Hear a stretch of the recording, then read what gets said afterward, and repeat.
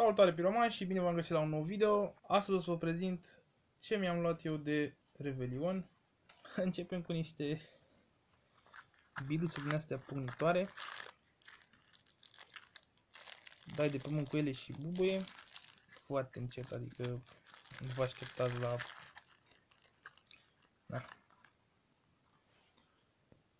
De la Fire Show. 50 de bucăți în pachet. Așa.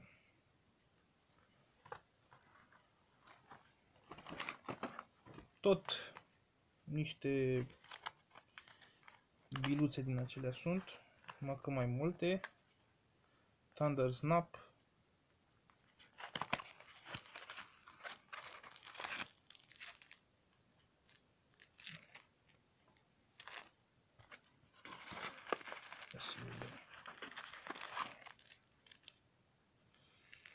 Cam așa sunt, deci dai de pământ cu ele, nu se aprind, nu nimic și pognesc, să le spun așa. 200 de bucăți că sunt. Specificații, F1 și mai multe detalii. Un pachet din acesta cu un foc, Piccolo. Am luat să vedem cum sunt anul ăsta. Deci acum scrie clar NEC 0,26 pe bucată, adică ori 60, 60 în pachet, 15,6 grame pe pachet. A nu se utiliza în scopuri de divertisment, pentru a speria animalele, adică să le folosești doar în pădure, ferit de publicul larg. Și asta e categoria P1, cred. Categoria P1. Ce mai avem? Niște biluțe Fireball, așa se numesc, 8 bucăți în pachet.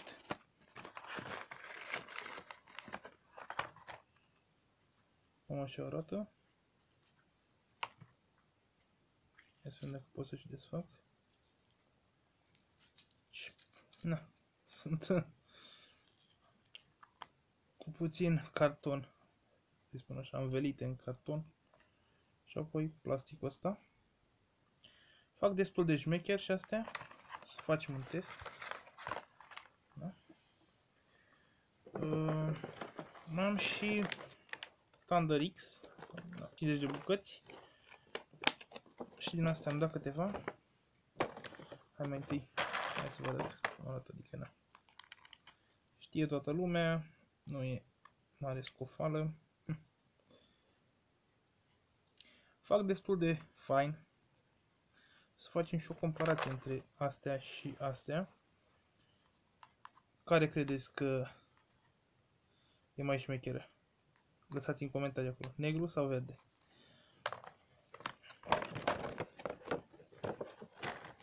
Thunder X de la Fire Show. F1 50 de grame pe pachet, 1 gram pe bucată. 50 de bucăți. Atenție, incendiu. Ok. Mai avem niște vulcănași. Ăstea au fost 4 aici, dar am dat unul. Da? Pentru că trebuia să văd cum fac ăștia. N-am avut niciodată. Sunt super tari. Băi, deci o să vedeți și un test cu ei. Sunt super tari ăștia. Sunt foarte ieftini.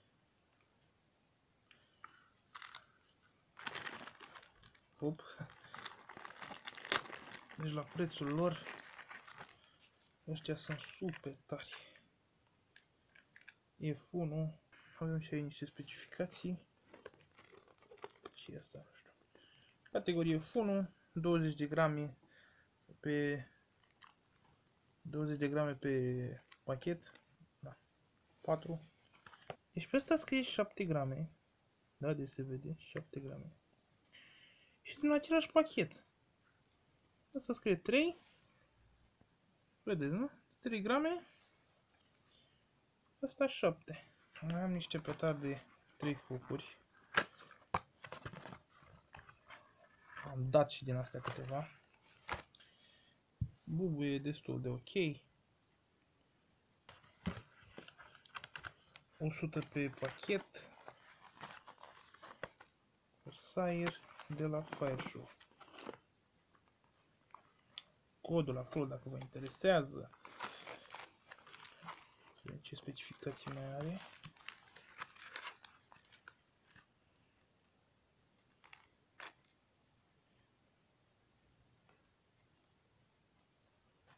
Categorie pe 1. 85 de grame pe pachet. Ok, bun. Deci din astea am două. Am două și anul acesta mi-am luat și FS3. FS3 de la Fire Show.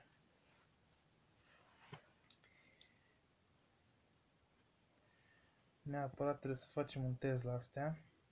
Am dat una.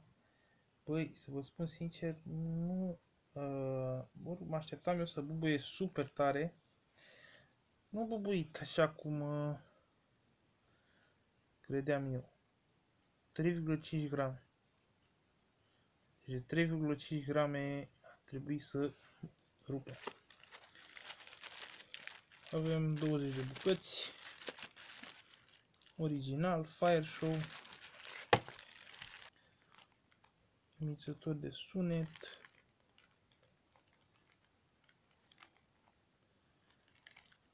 $70 de grame pe 1 și categorie pe 1. Alte detalii le vedeți voi aici. Stați un pic. Așa. Sunt super tari. Adică na, bubuie destul de ok.